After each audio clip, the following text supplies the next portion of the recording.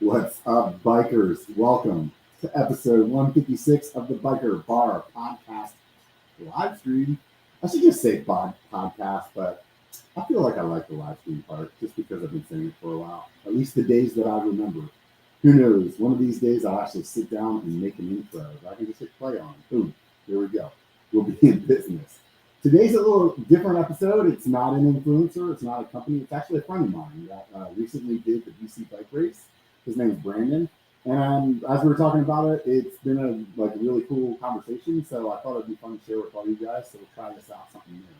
But before we get started, those of you guys that are watching, right here in front of me, or those of you listening too, you can both do the same thing. I have these Tasco Phantom gloves, and they are, I don't know, if any of you guys like thin summer gloves, these things are freaking awesome. They have like a really good snug fit that's just really great while you're riding, but they're super thin on the top side. So it really lets the air through. Your hands don't get quite as hot as the normal gloves. Not that they're like, the normal ones are bad. But this glove also comes with a matching pair of shorts, so you can get the shorts as well. These shorts have like little teeny tiny holes in them. So you could actually hold it up and probably see through it. And look, for those of you guys that are watching, you can sort of see through it. Anyways, these are the most comfortable summer shorts and glove combo that I've ever worn. And it was enough for me to switch from what I was wearing over to Tasco because of it. So if you guys are interested, you can go over to Tasco's website, hit the link that I have in Show More, or you're listening on the podcast, in the show notes, there's a link there. Actually, you can just go over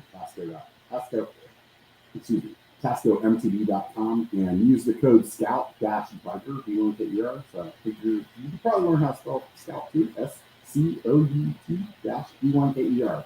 And that'll save you like 15 or 20%, something like that. It'll save you some money. So if you want to go over there and pick some up for yourself, definitely do that. I am not being sponsored by them. I just decided lately that I have some coupon codes for different companies that I usually only give to my patrons. And just wanted to do a little test run and see how it feels to be throwing some commercial kind of stuff here at the beginning of the podcast. So if you guys are interested, honestly, go check it out. It'll help me actually because a little cut of that sale will go to me, and it won't change. The only thing that'll change your price is it'll be cheaper because you'll be using a coupon code. So, anyways, really appreciate that. Those of you on Patreon, honestly, I can't say enough about you guys. I really, truly appreciate what you're doing over there, and trying to start working on some ideas of what I can do to make that community a little bit more fun. So, as it is right now, I really need to start doing some group rides. So if you're local to me and you're interested in doing some group rides, go join the Patreon. That'll be a place to go. It's as simple as $1, throwing an extra dollar at your bartender whenever you serve you up a beer, or $5 really helps out. The numbers that I have on Patreon, I've always been super proud of because I have a lot of patrons compared to most people that are almost my size. However, it's like it's not like I'm rolling in money over there, guys. Everything really, really helps, and all of you guys that are there, I really appreciate it. So there's some extra content over there. You can get a sticker pack. You can get access to the coupon codes that I'm currently just going to start doing that for free. Anyways, we'll get on with this, and I'll go ahead and bring my buddy Brandon on. And there he is. What's up, Brandon? What's up? How you doing? Not much, man. Just sitting there. You know what the garage looks like in person. It's like Yeah. right now. So we'll just go ahead and pretend that's not happening.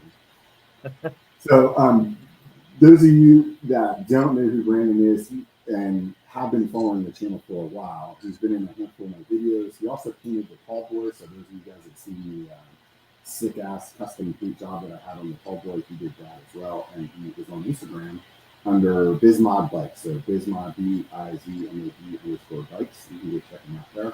But I think the cool thing is that I really wanted to get to was that this year, for the first time, you did the BC bike race. But before we get to that, how long have you been riding? I started in think it was summer of 2015. So almost 8 years, something like that. So, not somebody that's been riding for. Those of you guys who don't know, Brandon's pretty close to my age. He always lies about it, so we'll just say he's almost 40. We'll just call him that. So 8 years is not, a guy that's been riding since he was like in his teens or something. No, no. So you've gone from, in those 8 years, like pretty much just complete mountain bike novice to where you're at right now, right?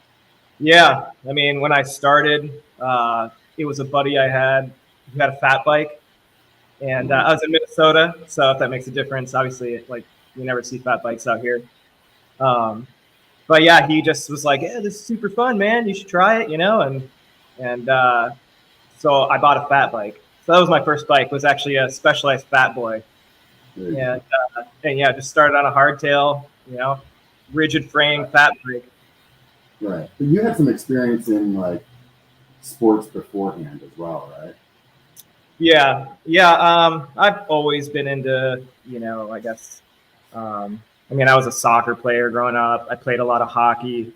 But on the extreme side of things, I was a snowboarder since I was a little kid.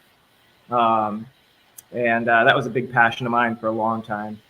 And it still is, just you get older. I mean, I'm not throwing myself off of huge tabletops and grinding rails anymore. It's kind of like just get out in the mountains. But and skating, I was a big inline skater, fruit booter, as some people call it. I skated for a long time. What's that? What'd you call it? Fruit booter. Like skateboarders would call inline skaters fruit booters. Oh, that's funny. I never heard that. Was like yeah. So I did a lot of that. Competed in a lot of that. Actually, had a small like flow sponsorship with Solomon for a while, and that was super fun. But yeah, mountain biking was the first. I kind of had this gap, where I really wasn't doing anything like that for a while, and so when this came in, it was like another revival of getting to go out and kind of push yourself and try some things, Yeah, definitely. So, did you ever, before you get to the point of wanting to do the BC bike race, have you ever done a race before? Yeah, we did for about 3 years straight. My brother lives in Michigan. They go up to Marquette every year, and they do a race called Ore to Shore. And it's just an XC race. It's like 28 miles. I think there's like 1,400 feet of climbing in it. It's mostly downhill, but it's not technical at all. And it was more just to get the family together to ride bikes and, party a little bit and have some fun and ride some of the local trails around there outside of the race. So this was kind of the first race that I had ever done that was, had some pretty serious athletes there and a lot more technical terrain. As we ride a lot of enduro type stuff out here. So it's like I've had plenty of time to work my way into doing something like that. But I've never been a big racer. So it's kind of a first big race for me. Yeah. So what was it that got you to the point that you decided you were like, because you went from this Midwest race that we'll just call, in terms of like elevation that we ride out here on the regular, like 1,400 feet is, you've done downhill. We did 5,000 feet that day. Yeah. We've done more than that, even locally. Like, so what made you decide to make a decision to go from, okay, I'm riding this race of 1,400 feet or something like that, to going to want to do like 7 days and some pretty like brutal elevation on a daily basis? Yeah. It's more like it was talking with. So my dad did this race with us, and so did my older brother and a buddy of mine here in California. And it originally started as my dad, who rides bikes still, obviously, and my older brother wanting to do something just like a big mountain bike trip, but do something super challenging. And we came across, it was a YouTube video, a documentary about the BC bike race. And this was back in like 2018 and maybe 2017, as early as 2017. So not long after we'd started riding. So, I mean, this seemed like grandiose. So it was kind of like let's put ourselves through as much hell as we can put ourselves through, So we found this race and we were like, okay, yeah, we're going to do it. And that was really the main motivation, was just like to try and do something as a family that was really difficult. That was going to change all of us, So what's the stats on that? Is it like, because I remember you telling me, let's just say the average ride was between 20 and 30 miles or something like that? Yeah, somewhere around there. I think it ended up being a total of 140 some miles and 20 some thousand feet of elevation. I think in the high 20s. I could be wrong. Can't remember the exact stats. But I mean, the races prior years were a lot, not a lot longer, but a little bit longer. It was more around 200 miles. And somewhere around the same elevation. So when we signed up, that's kind of what we were thinking. What we didn't know is this year, they definitely wanted to make things like, since it was going to be a little shorter, it was more technical. So that was actually pretty exciting to get to the race and see some of the trails that we were riding, because it was a little different than what you'd seen in a lot of the documentaries and stuff. You kind of watch it and you're like, from an outsider, you're thinking, oh, okay, it looks like a lot of pedaling, a lot of climbing, but like really flowy, fun trails the whole time, and like, in California, we climb fire roads all the time. I mean, and you can find your share of like really steppy, chunky climbs up in Tahoe.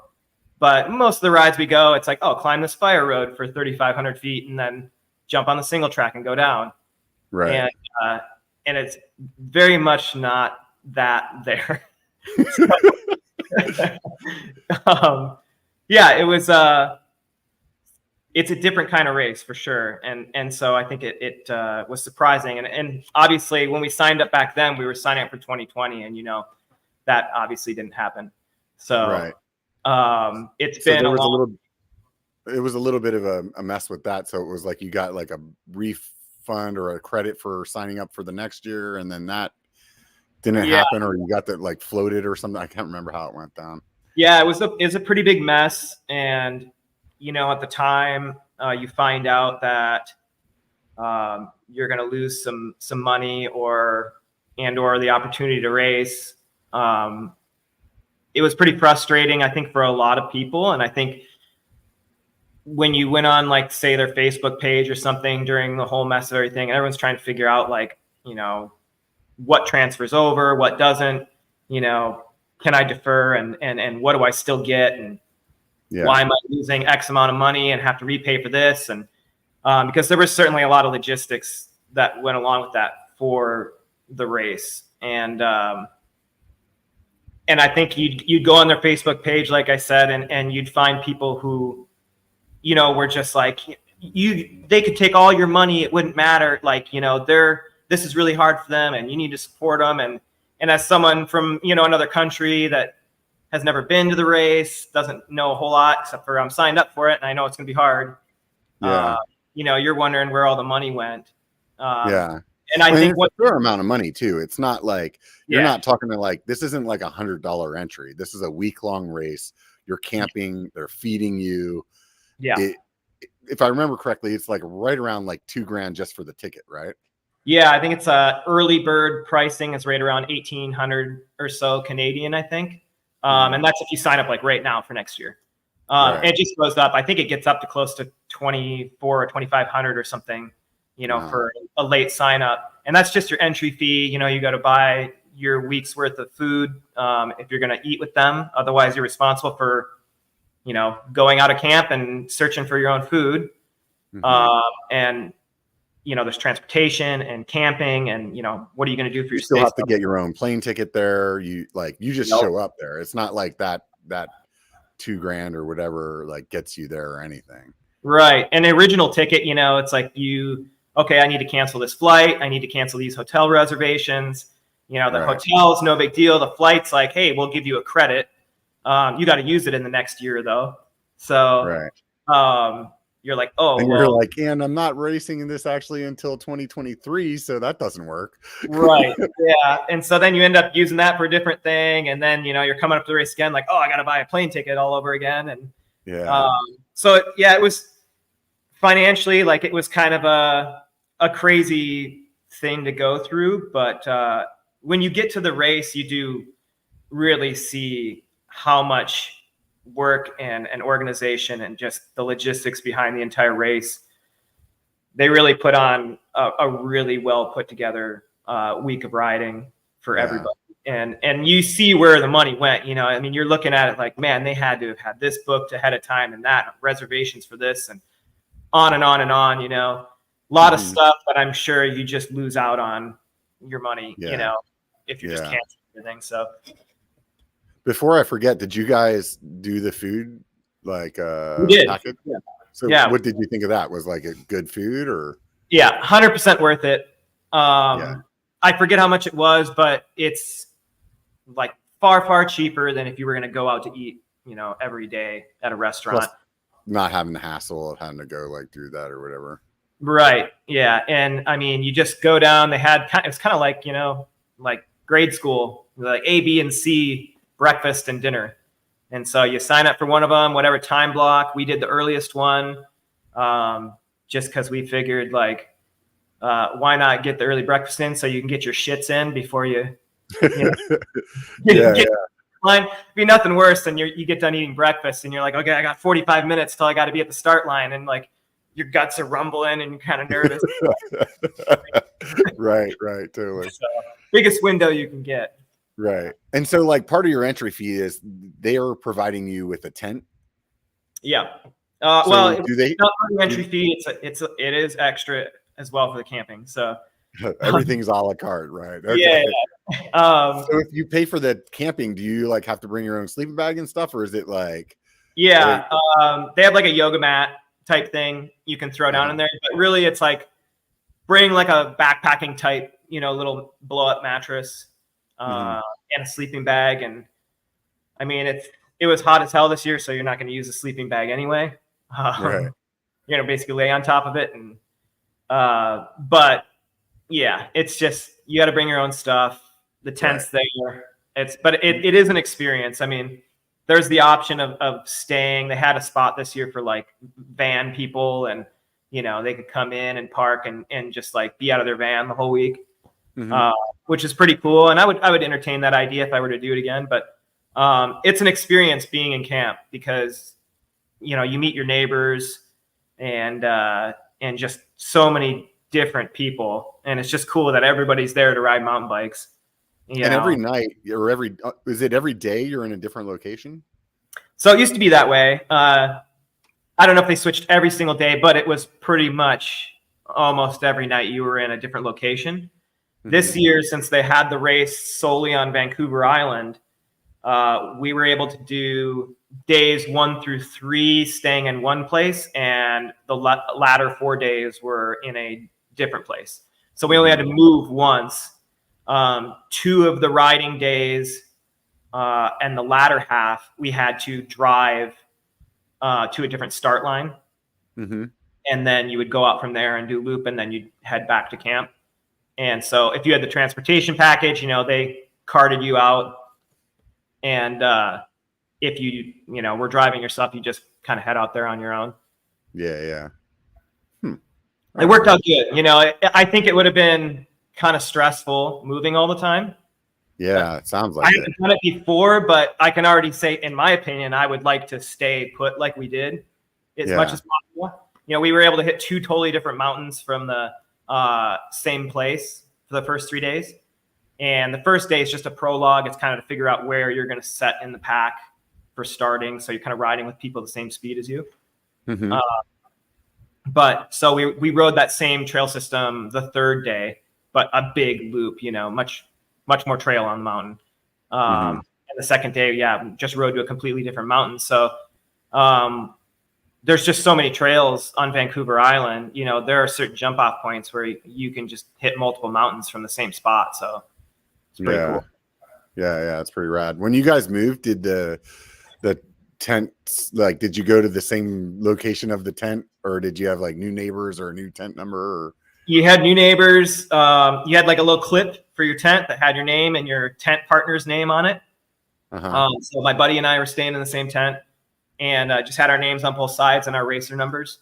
And when we left the first place, you'd give this lady your tent clip, you know, and you show up at the new place and tell them your race number. They'd find you in the little file there and give you your tent clip back and tell you where you could go find an open tent. You just kind of and claim it, you know. So you said, I think there was somewhere around like 800 riders there altogether. I think it was 601 is the total. Yeah. So just still, over. That's a shit ton of people. It is. Yeah.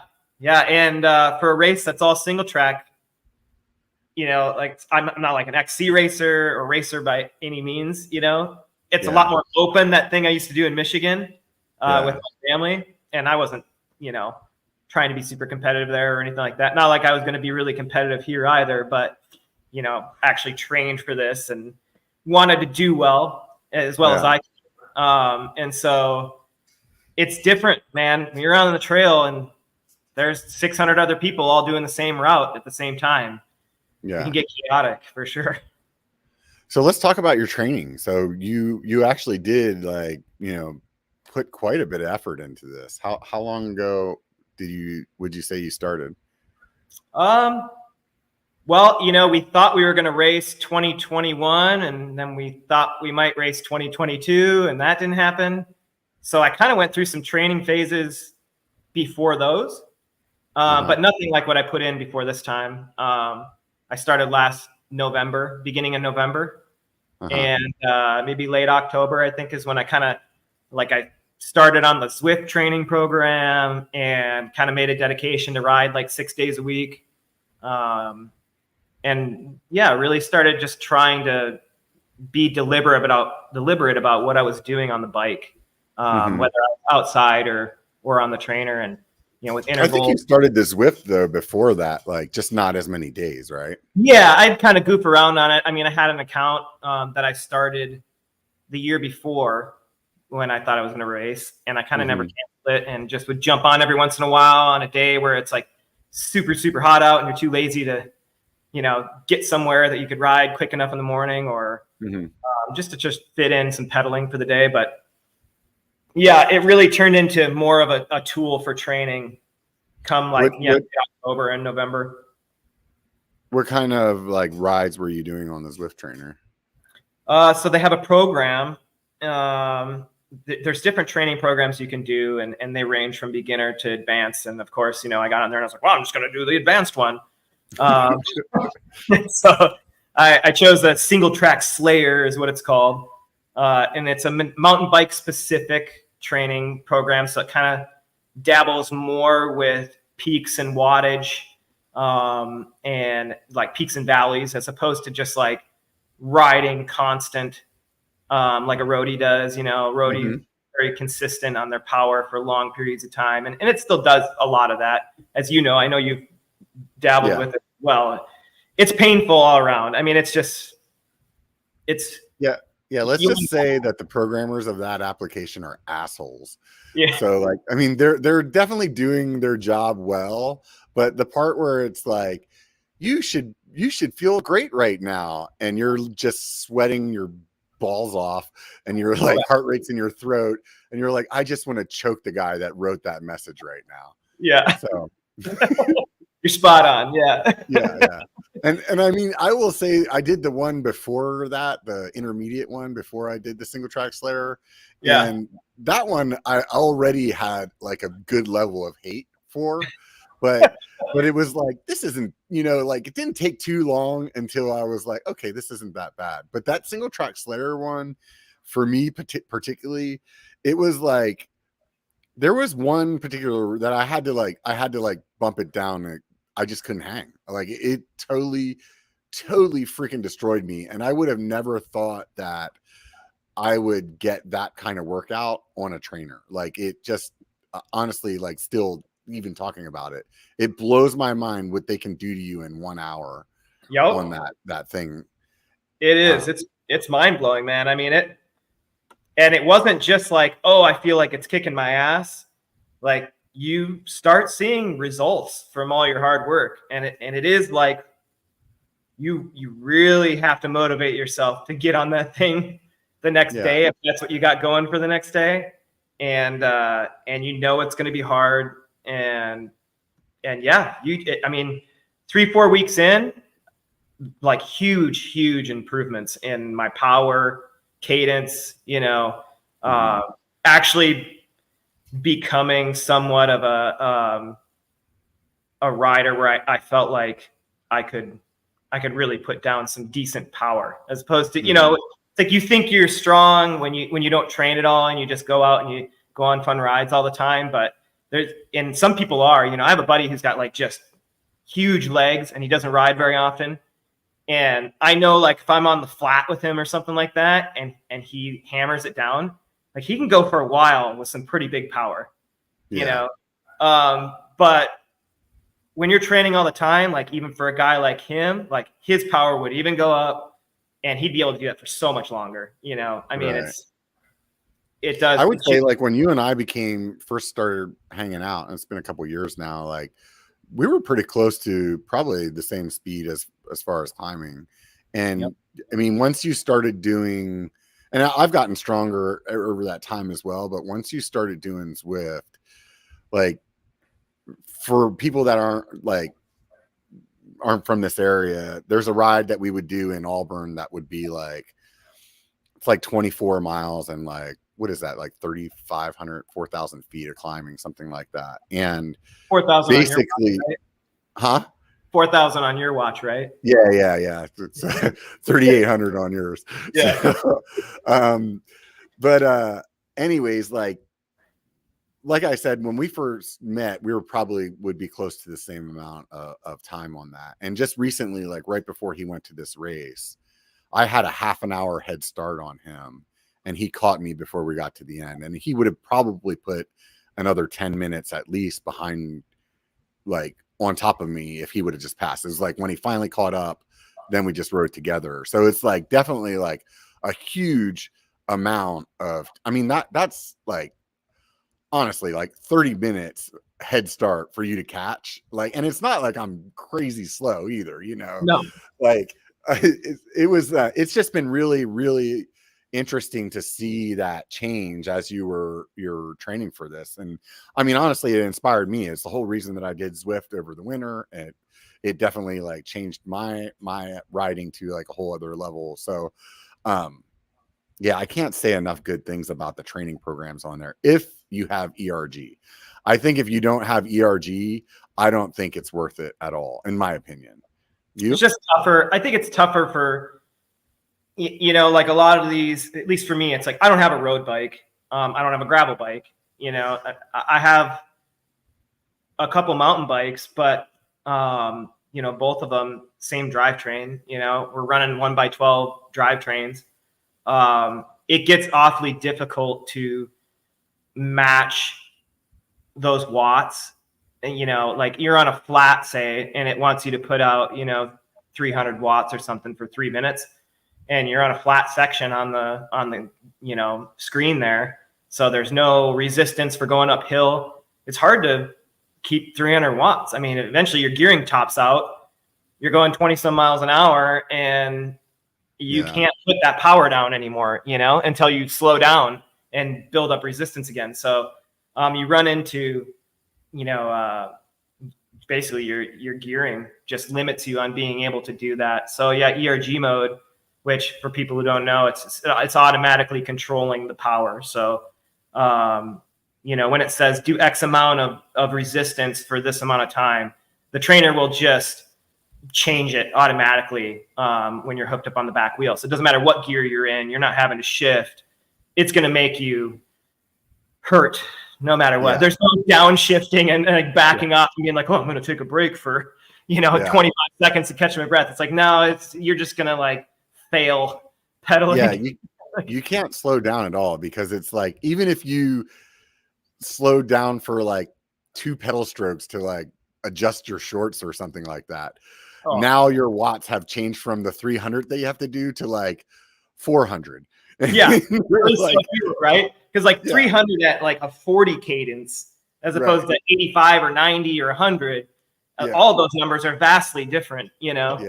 Yeah. So that thing's a real asshole. So basically you put down, in my eyes, it seemed like it was a solid year of Zwift, but I do remember, like you said, where you like really like kicked it up closer to the end of the year as far as like your like how often you were doing it. So you put a year of training in. Did you like change your diet or start taking supplements or anything like that? I did change my diet. You know, I'm usually just eat whatever I want. And I've fluctuated in weight quite a bit, I guess, over the years. You know, I have my years where I'm up in the 190s and, you know, it's down to 165 for the race. So how tall are you? 5'10". 5'10", so, okay. 165 was the lightest I'd been in a long time. And I was eating late breakfast. I'd try and like not eat until around, you know, 11 or 12, which is pretty easy because I just am not a huge breakfast person to begin with. Yeah. You know, I'll eat it if plus you don't wake up until like 9:30 anyway, so it makes it really easy. You know, and then just something high in protein right away to start the day. You know, hard-boiled eggs or something like that. Yeah. Big riding day, I'd do some oatmeal with some berries and, you know, and then bring what I need for the ride. And always had light lunches, you know, salads with, you know, some sort of protein and just tried to be like, have a high protein, try to keep the carbs up when I need them. Yeah, and you started taking like athletic greens and stuff like that. I remember. Yeah, I was taking greens I would have that in the morning, first thing before a cup of coffee. So I guess, I don't know if that breaks like some fasting. I don't really care. Yeah, it depends on what website you're reading. Some say yes, some say no. So yeah. But either way, like what I'm getting at is like you put a lot of effort into getting ready for this. Like on the flip side, your dad and your brother were like not so much. No, total mess. Yeah. I mean, my dad, so you got to think he's 65 years old. And, you know, 2020 was 3 years ago. Guy was going to be 63 years old for the race, you know, or 62. So there's a big difference at that age between 62 and 65. You know, it's different than like, oh, I'm going to ride this at 35 and 38, or, you know, it's like, he went through a lot of injuries and trying to train and everything. He lives down in Arizona. He's riding just chunky, loose Arizona stuff. You have your crashes out there, you know, and they're not, you know, everything in Arizona, if you've ridden there, wants to kill you. So, and then meanwhile, your brother's back east where there's like, you know, nothing. His big high elevation ride is like 300 feet. Right. He's like, I got to go out to get 2,000 feet. I got to go out and lap this trail, you know, like 8 times or something. So, which is just monotonous and boring. It's worse than being on the trainer, you know? Yeah. You're going to the same place all the time. And plus he has kids, huge time commitment, you know, he has a really, really busy job. And so, he was struggling with time. My dad has all the time in the world, but he had been injured. Yeah. He really didn't get to ride until, about a week or so before, 2 weeks before the race, I think he started being able to ride. So he got in, he rode almost every day up to the race. And he was doing like, right out of shoot, like 25 miles, like 2,500 feet elevation. Oh, right. I'm like, geez, you know, like I was actually impressed. Like I haven't riding at all. You've had this hip tendon issue and he's out doing this. So I'm thinking like, oh, he's going to be good, you know? And like, man, you get to that race and the first big day, like we were going down some steep chutes that were like, I was like, oh man, he's so done.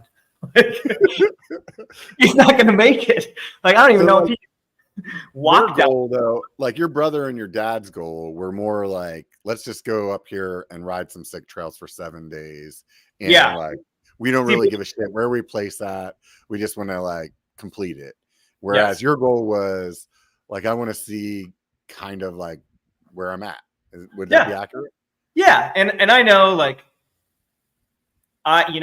you can't train hard for 8 months or whatever I did, and expect to be some super fast, I mean, all you gotta do is look at Strava. You know that there's people that are like so much faster than you, and that's still just a portion of the people who are out on the trails.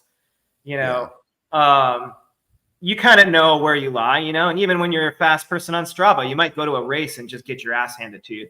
So yeah, definitely. I mean, I know, like, we ride Auburn, and our friend group, let's just say, any day that we're riding up there, we're usually within the top 10 of almost any segment that we're trying to pin, right?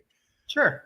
But you go up there when then the California TD, or what is that? The California Enduro Series comes through, and all those guys are riding every day, and it's like, yeah, we're not in top 10 anymore.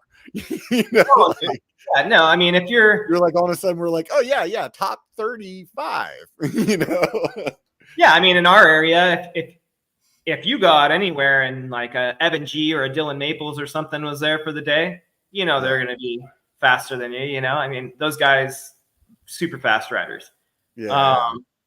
But it's fun when you work hard and you can start tickling some of those times, and then you start to wonder, like, oh, okay, well, like I'm feeling good on the downs, and now if I can just get strong on, power wise, it's like you can let all those skills translate and see how well you can do. Because, I mean, one thing you find with a lot of people who are purely XC is there are certain people who are incredibly powerful and they're just really good on the down still. Like, you just look at like Sid and Mackie, on YouTube. Those two, I don't even know if people know like how fast they really are on the downs. They're both very fast, and they're extremely powerful riders. So they're competitive riders, and you're going to have people who are in XC like that, and they have some sort of an enduro background, and they know how to descend.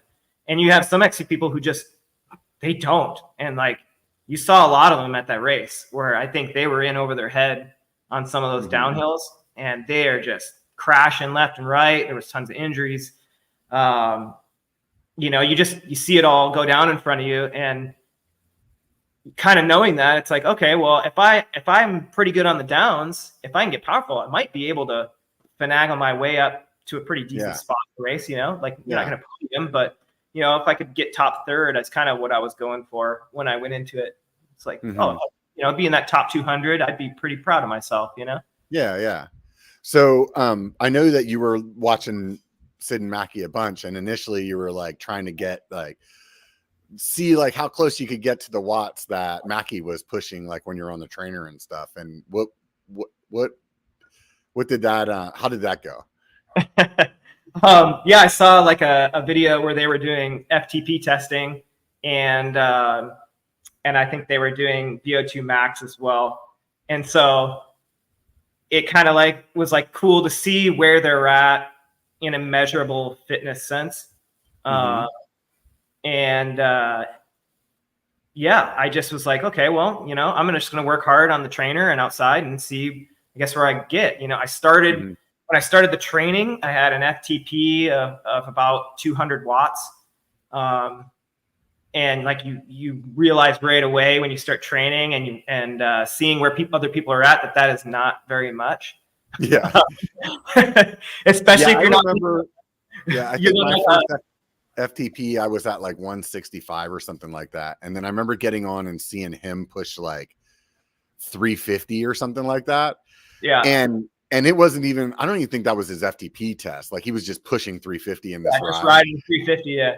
Yeah. And I was like, dude, I can't even imagine getting to like 285, like for 3 pedal strokes, let alone just like pacing. And I remember him doing that. And there was like these other guys that are pushing like 415, and he was just like mind blown. Like, damn, there's some strong dudes out there, you know, like, yeah. So it really put it like into place. Like knowing watts, I think was something that I never really gave a shit about. I'm not like that type of person. But now that I know what they are, it really gives me a totally different perspective on a lot of things. You know, it's actually a really cool number to understand. So I think what I was getting at was before you started the race, after all the training that you did, you kind of thought you were probably going to be in between Sid and Mackie. Is that accurate? I think that my FTP is close to, we're like right around Sid's. You know, I ended with an FTP of 300 before I got the race. So I upped my functional power to 100 watts or so over the course of my training, which is it's really big. I mean, like when you're riding on the trainer or even outside, I mean, you can tell a massive difference with how quick you're getting up climbs and stuff that was a climb before is just something that you're carrying momentum over now. You know, there is no downshift and start spinning or anything like that. You're just hammering up it. And I kind of knew that I know that, Mac is far stronger than I am. He's a beast. And, but, it's like another thing is like, there's guys out there that have maybe the same FTP as me, but they're 135, 140 pounds. They're just rails. Yeah. And so power to weight ratio plays a big part, as you know, it's like you and I can both be pushing 200 watts and you're pulling away. Yeah. So, it was just going to be interesting. And day 2, I started at in wave 2, and they put you in waves. So first wave was basically the top 100. And so I started kind of up towards the front of wave 2. Mm-hmm. And so I was like, okay, well, there's Sid, and Sid was like sitting right over there, and we start going, and I remember we're like going up this road, and she starts pulling past me, and I'm watching her just pulling past people over and over, So I kind of put the hammer down, and I'm like, I'm gonna try and like stick on Sid for a while, should be able to hang with her, And because you're like, oh, we have a similar FTP, so you should be like good. No, not the case. What I found is, and it's funny because I heard them actually complain about this, like I think a good year or 2 ago or something, and it was like what made them concentrate on like their climbing and just pedaling power. And I was feeling that same way was when I'm on the road or a fire road, and whether it's just like a light climb, like a gradual grade, or just like long pavement flats or long fire road flats, man, people just put the freaking power down, man. Like, it's crazy. You're like, what are we doing here? You're like, we're all putting down like 400 watts here, and we're on like a 35-mile ride, and it's like, we're just going to do this right out of chute. Okay. Kind of thought like in my head, like stage racing, like people would maybe like keep things a little more toned down at the beginning or something, Yeah, no, they are full tilt out the gate, huh? Yeah, and I'm like trying to keep with Sid, and she's just like slowly pulling away, and I think it was like 2.5 miles down the road or something. I was like, okay, well, I'm done trying to do that, so I'm like already kind of like starting to come up towards red line here, and we're 2.5 miles into the race. So I kind of found some people that were pedaling where I wanted to be and stuck with them. And then I noticed that once you got into the trail, I'm not really sure why, but the people who were just had massive power in the legs on the fire road or the paved road, once they got into that single track, it's like, why aren't you attacking the climbs? But all of a sudden you're like just gaining on everybody. So then it's like, okay, I got passed by like 30 people on the way out. Now we're in the trail. Now I'm like having to work my way around a bunch of people. But I never found Sid again. And when you look at the end of the day, it's like, okay, yeah, she's really fast. Moral of the story is those guys on YouTube are faster than they look, right?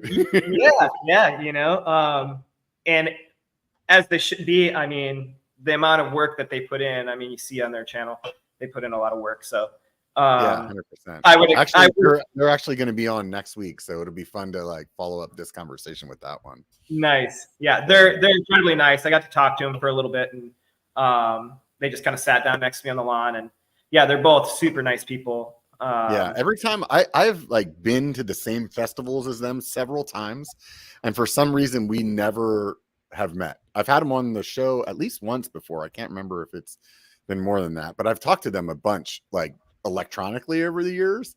Yeah. And yeah, like you said, like they're great people, like super down to earth, really cool, like chill people. Yeah. Like you could 100%, you're like, yeah, I could hang out with these people like on the regular, you know? Oh, sure. I mean, it's got to be exhausting. I know a lot of people came up to them and stuff, you know, even at the race, and yeah.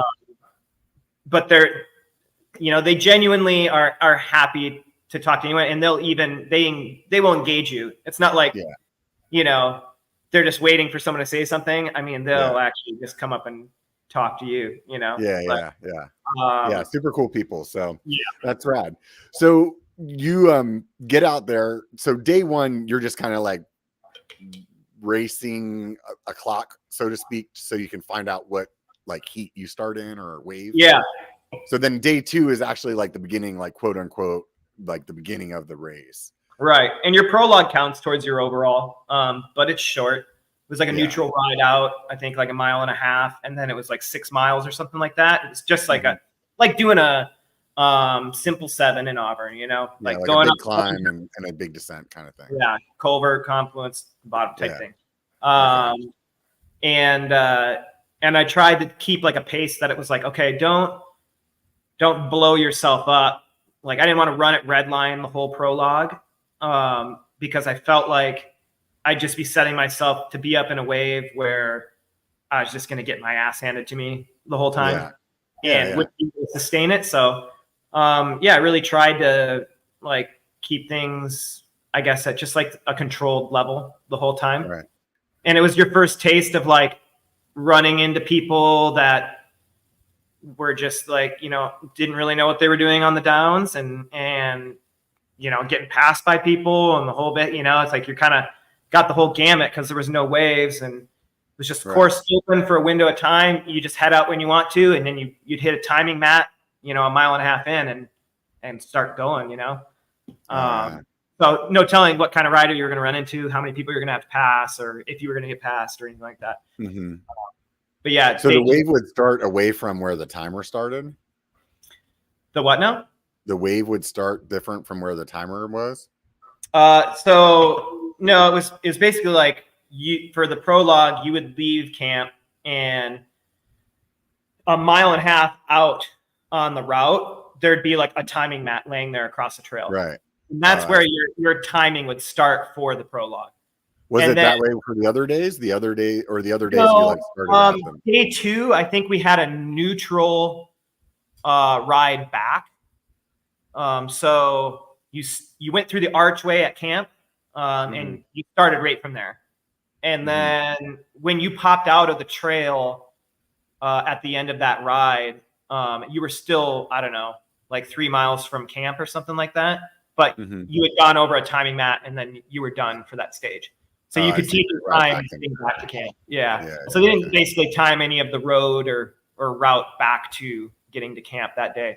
The rest of the days were all just start and finish, you know, in the same spot. So, so what was your like perception once you got out there and Sid dropped you and you're like kind of climbing with people, and like, were you like, okay, this is harder than I was expecting, this is easier than I was expecting? Like, what did you feel like the trails were like?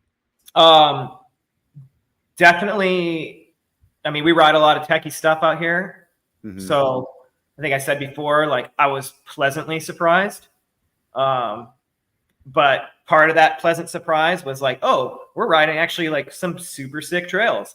But this is going to be really hard, you know, like, there was one day in particular, you know, where it's like you're dropping into a double black diamond, you know, trail. It's really rocky. There's lots of steep, shooty spots. And it was the kind of trail where there might be 2 or 3 spots on the way down that the line wasn't 100% obvious, you know? Mm-hmm.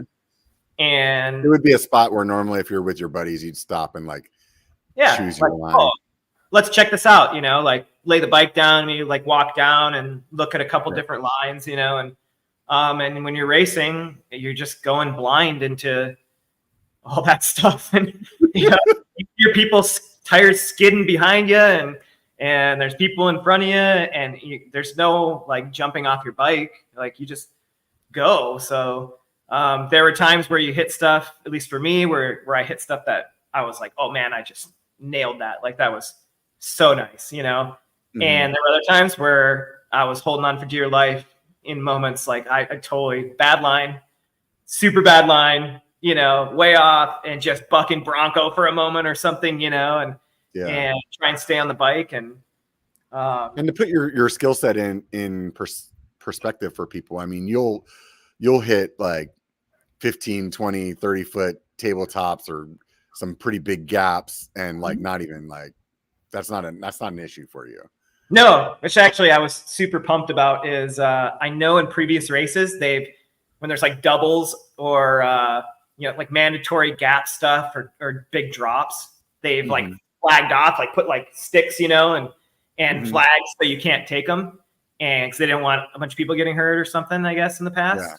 This time they were pretty much all free reign, so you could actually have a lot of fun. Some descents had some pretty sweet drops and double options, and so like if you're into that kind of thing.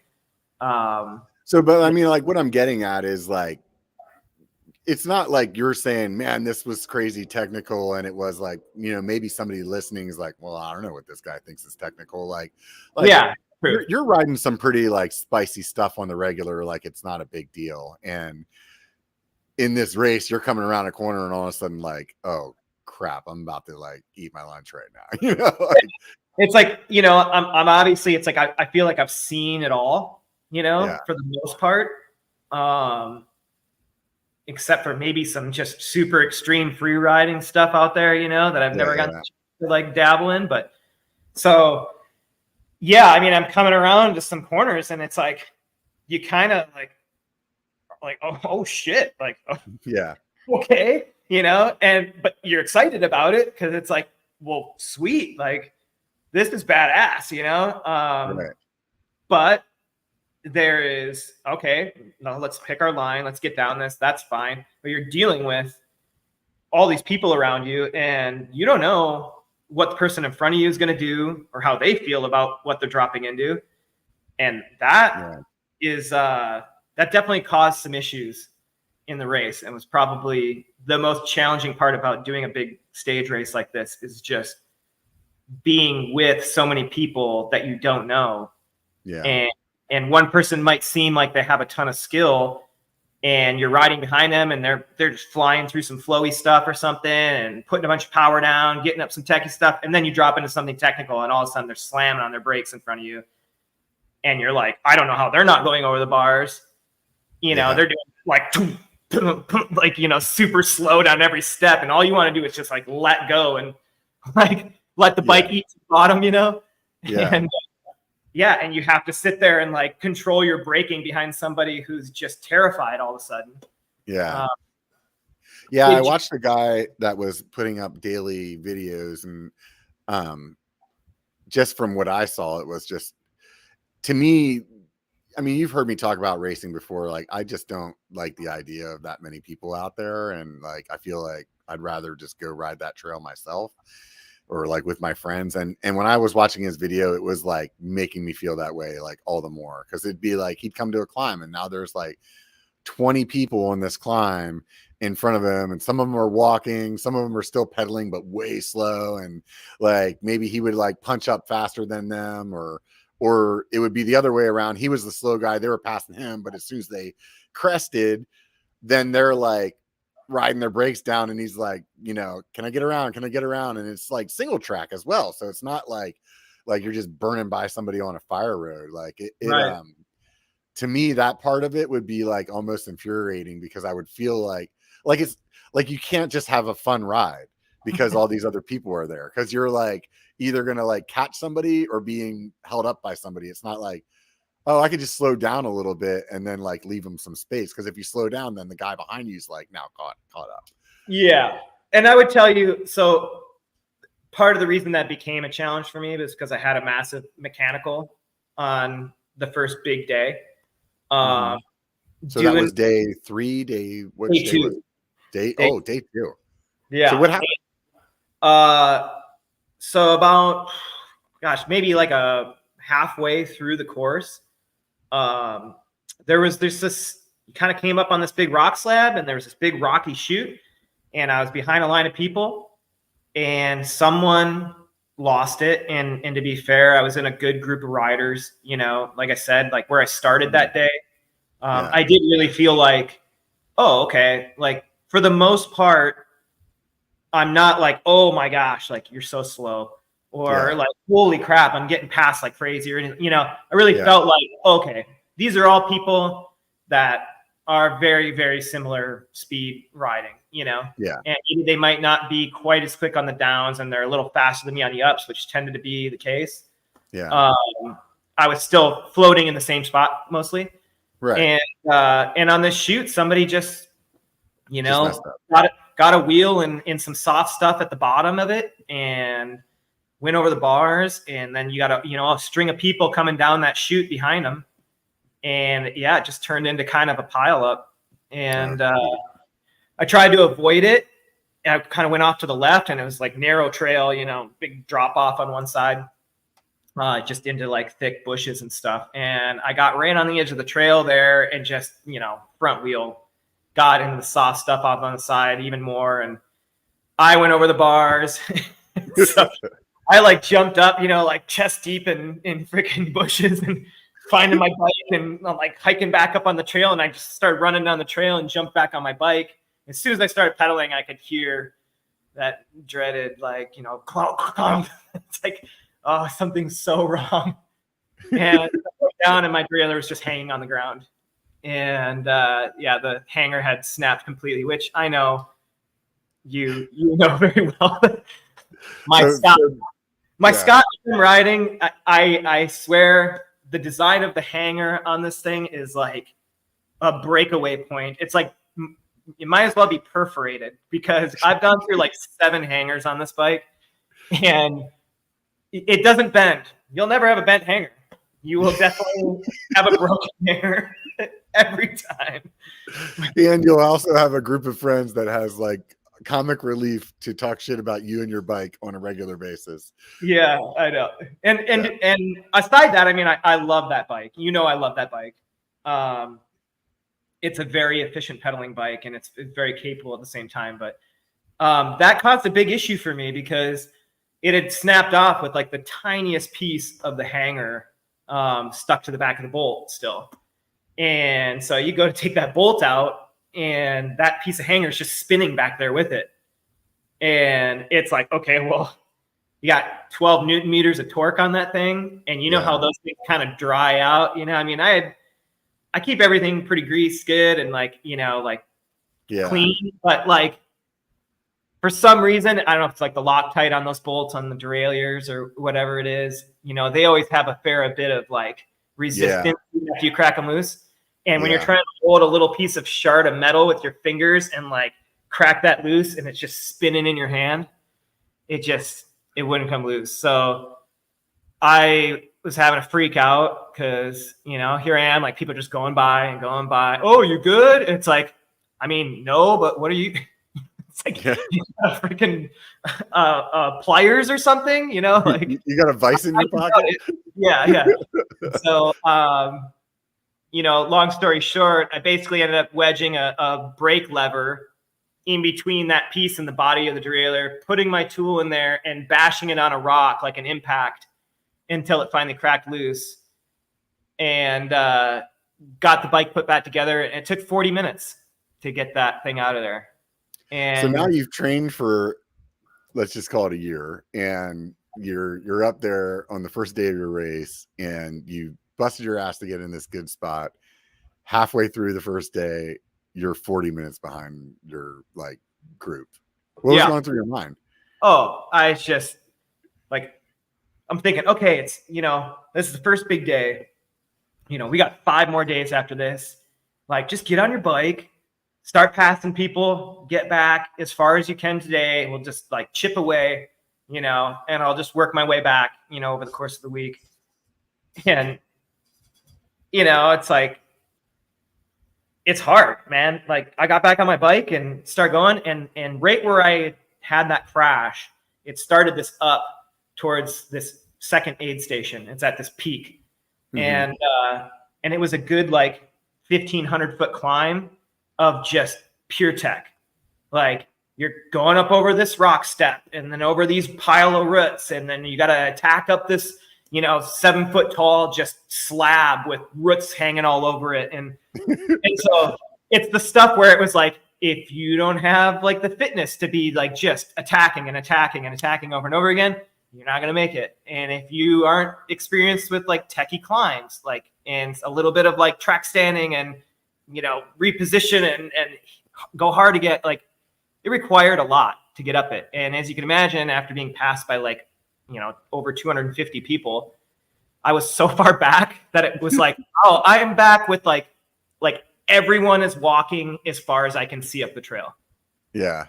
And so it was just like, you can tell people, like, and maybe like 6-7 people move out of the way for you to keep riding. But then you're going to run into somebody who is just, they didn't even know what was going on. Yeah. And they wouldn't think that anybody would possibly be riding still because everybody in front of them was walking. So, right. Yeah. And so that was the most challenging stretch, I think, of the whole race for me, because what should have taken, maybe like 30 minutes to climb was like, I don't even know. I don't want to know how long it took to get up that. Yeah. Like, so much where there's just no option to ride. And it actually was far more exhausting, like on, off, hiking. And that I was frustrated. Yeah. And I was all cut up and everything. So I was bleeding too. You're just like, yeah. Did you know what your like number, like in like placement was when you started that day? Yeah. So I think I was somewhere around like 160. And then where were you at the end of the day? 390th. Oh shit. Yeah. and I think I was back towards like literally like probably like 490 or something, Yeah. I got on my bike and maybe worked my way back another 100 or something over the day. Because I still passed a lot of people, but I wasn't going to get back to where I was, Right. And those people just hammered up that whole techie climb.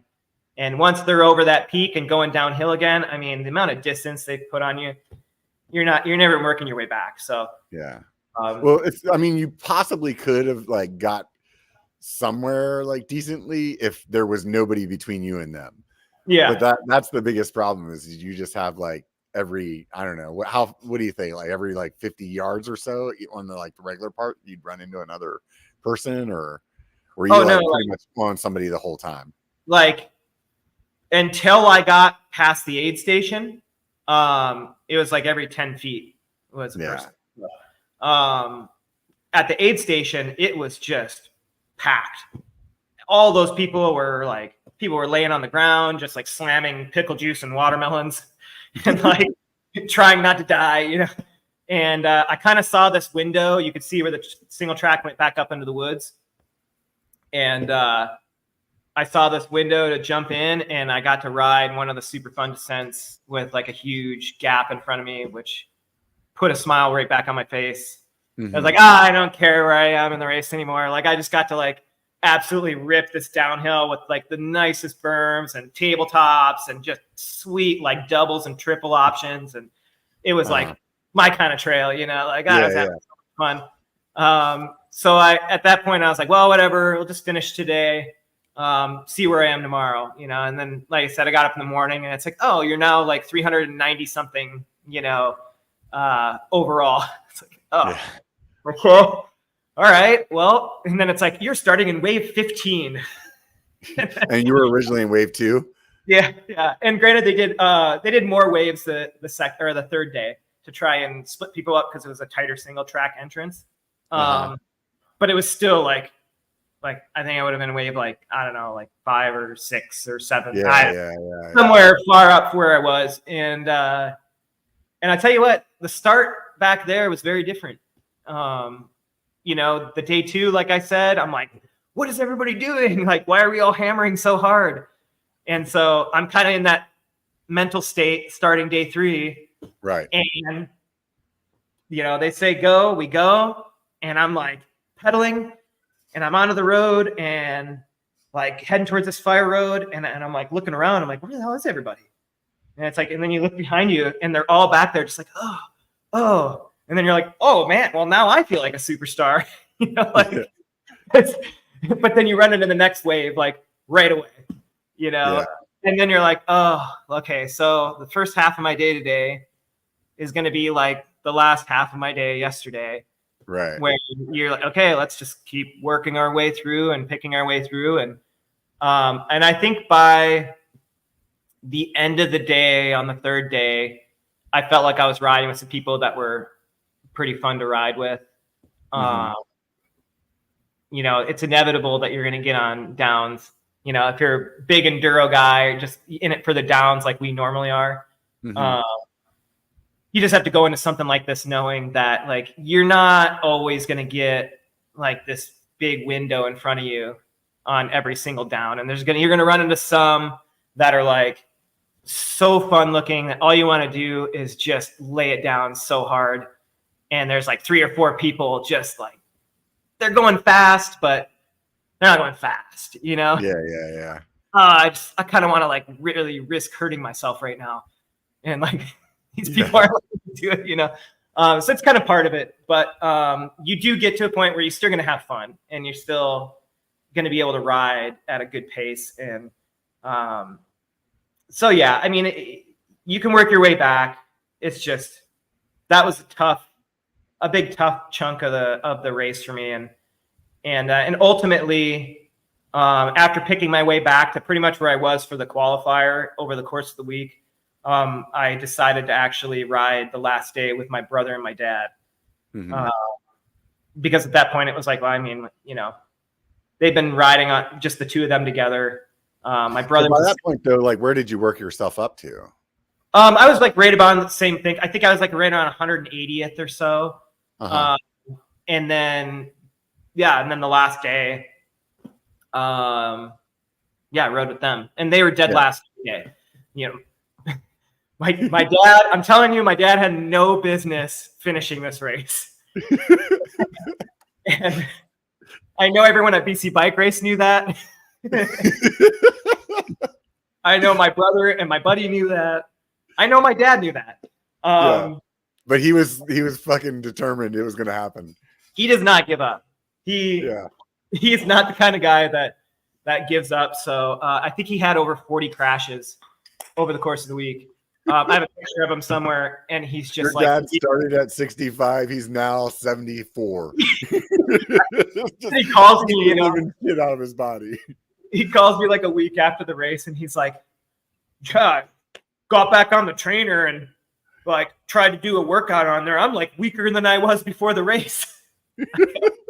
I tried to tell him, I'm like, well, yeah, you know, I mean, look at those Tour de France guys. Those guys like lose a bunch of weight and, you know, barely survive that race. I'm like, just thinking, you know, it's normal. Don't worry about it. You also threw yourself down the mountain for 7 days straight. So we would like, they'd come back and my brother would be like, dude, do not say anything to him. He is broken right now. Okay. Okay. And you just look over there, you know, and he'd be like digging through something and he'd turn around and be like, and just give you this look like, you want to fucking say something? You know? And you just look away. Just let him have his space. You know? And it's like, he's like, oh God, like limping to dinner, you know, and like barely move. And he's all purple everywhere and blood coming out of everywhere. You're like, holy shit. Like, how is he going to get up tomorrow? And the next day, it's like, there he is dressed again. Okay, what the fuck do we have to do today? Yeah. Right on, man. Yeah. That's awesome, though. What a, like, inspiration, you know? It was pretty amazing. Yeah.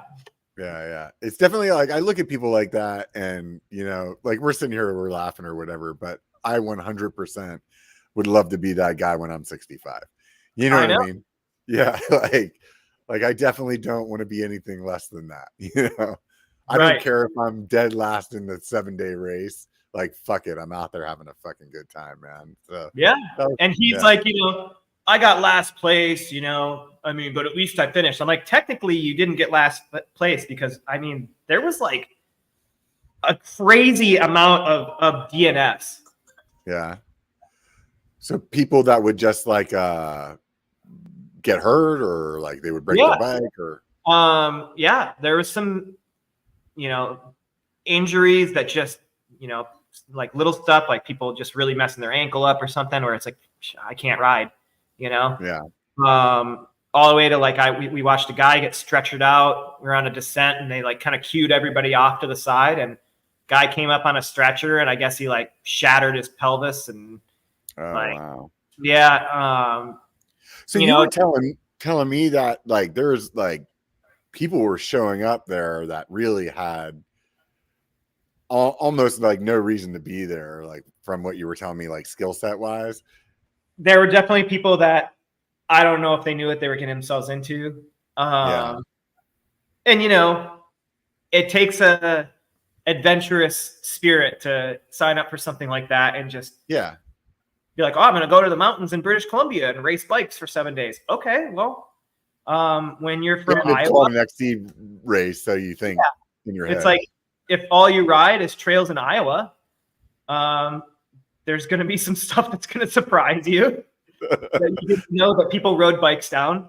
You know, and a lot of these people are showing up with 110 mil, maybe 130, bikes, just pure XC, 29ers, and I know that that's what you need to compete to win a race like that. But there was a lot of people riding those types of bikes where it was like, for you, that is limiting your fun factor for sure in a race like this, just even tire choice, it's like you see a person who barely, you just looking at them riding, and you're like, they might have some good power in their legs, but as far as like technical riding, like they're very ill-equipped. And well, like you said, when you first moved out here, you moved from Minnesota, right? Yeah. And you had told me like you definitely like if you would have moved straight from Minnesota to California, your mind would have been like blown the shit that we were riding. Yeah. Yep. It was really our whole traveling before we moved to California and riding bikes all over that opened my eyes to what mountain biking can really be. Yeah. So like some of those people though would have been like what, like the way I pictured in my head when you told me this was like some of those people would have been like you coming like from Minnesota being like, yeah, dude, I can ride bikes. I put in some days and like, I'm going to go up there. I'm going to ride the same kind of trails and then getting there and being like, oh my God, I didn't even realize trails could be like this. Right. Like a lot of places in the Midwest, a rock garden is like, you come around the corner and somebody buried, 30 rocks in a path for like 10 feet, and like this much of the head is sticking up, like, and you just like come around the corner, you're like, oh my gosh, and, and you roll over it. And like, that's their idea of a rock garden. And like, that might look scary when you never even seen rocks in the trail, but like, whereas out here, there's some serious like consequences to being in the wrong line, and especially up there, there was rocks and roots to deal with. And for people who haven't ridden a lot of rooty areas, like roots can pose a lot of challenges, both with especially if they get a little wet, man. They're working like at least rocks got grip, right? Yep. Yeah. It's like you don't want to put your tire leaned over on the wrong root, on some off camber part. You'll be on the ground so fast, like it's like you have to know when to bike. It's like these people that they have no experience with this. So for sure, there was tons of people that just, I mean, you watched it happen every day, like just mistakes happening that you're like, well, they obviously just didn't know what they were doing right there, you know? Yeah. And then sometimes it's just like shitty luck too. Sure. But, yeah. Yeah. Like I said, that first crash, like I watched it happen. It's not like I was like, oh, it's because they shouldn't be here. It was like, I could have done the same exact thing. You know, I mean, there's plenty of challenges in a lot of it. So, and going blind, like I said, you know? Yeah. So, you had a pretty big mechanical along the way. You want to talk about how that happened? What, other than the hanger? Yeah. Well, the hanger's a given. We knew that. Every one of your friends knew that you were breaking at least 1 to 3 hangers while you were going to be gone. Yeah, it was 4. Yeah, I probably. I was like, I need almost a hanger per day. I just don't even. Given that one of my hangers that I lost was because of Clint running into the back of me, so I was like, well, we're gonna blame it on Clint. Clint blames it on MTB Allen, and then you blame it on Clint. So. Yeah, I feel like it's everybody else's fault except for the freaking paper mache derailleur hanger that you have. Yeah. I'm pretty sure the mosquito landed on the back of your bike, and that's what broke it that day. Yeah. So day 3. Let's go to the next day. There you are. So it was really just the next. Oh God. Yeah. So you're fighting. You're trying to get back. I'm having a good day. You know, like I said, I was picking my way back through. And about, I don't know if it's halfway or 3/4 through the day, you get to the top of Maple Syrup, which is a double black diamond trail on Vancouver Island. And I wish somebody had a great video of that trail, because there's one video I watched of it before I went out there, and it made it look like really tame, as GoPro usually does, you know? Right. But like, I couldn't see anything in that video that I was like, oh, you might even need to look at a line choice, you know? And it was so different in person. Like, it was laughable, you know? And it was exciting because it was like, oh, okay, this is like a super legit trail. And I was just smashing down that. I was in a great spot in the race where I wasn't like packed in by anybody. And I came around this corner and there was a photographer, and, you know, you run into him throughout the course of the race. And, you know, you see the camera sometimes, you're just like, oh, okay, I'm not going to do something cool, you know? Yeah. So it was like this kind of like shooty, like punchy little steep part.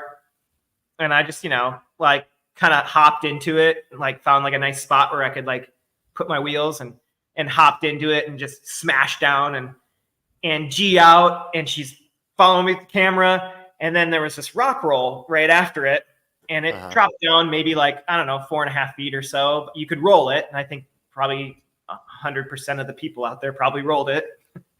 And I was like, oh, I'm going to like double out over these rocks into this corner, you know, because I'm going really fast. And I was like, oh, I got the speed for it. And so I just like yanked, and I was kind of like pulling the bike up, and my right clip came out, and must have just rotated my ankle a little bit. And so you're 1 footer now in the air.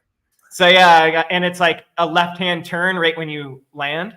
And so I was planning on like planting my left foot and ripping the corner. I was like, oh, it's gonna be so cool in my head. No, instead my foot comes out. I land like, you know, just like right into the corner, fold my wheel, and just was like fucking hot dog in a slingshot. Just got me over the bar so fast. Just, hot dog in a slingshot. That's perfect. Yeah.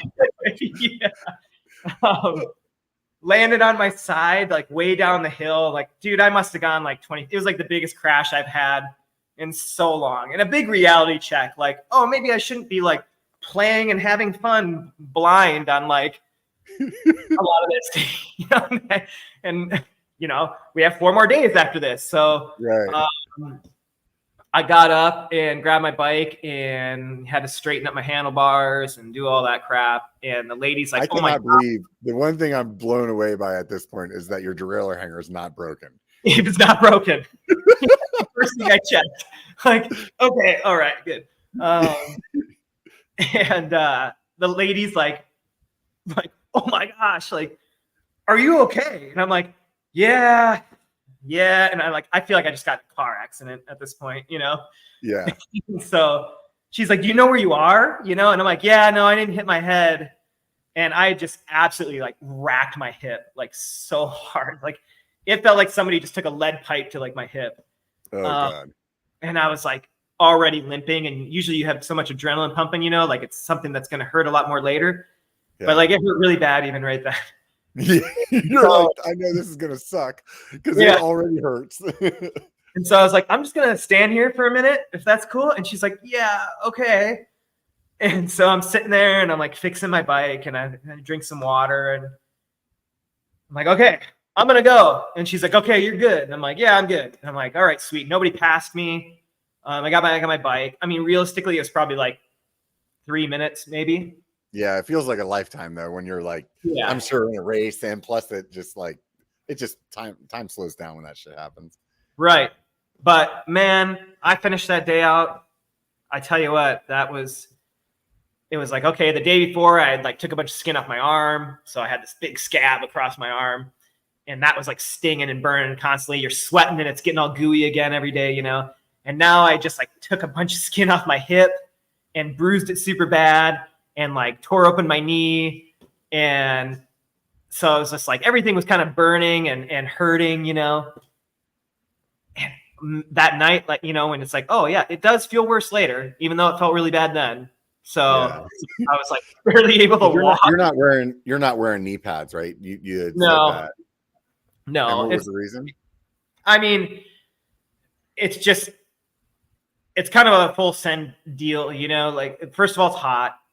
And that much pedaling that many days in a row, like I don't really care what knee pads you decide to use. You're probably going to get some sort of chafing or something going on.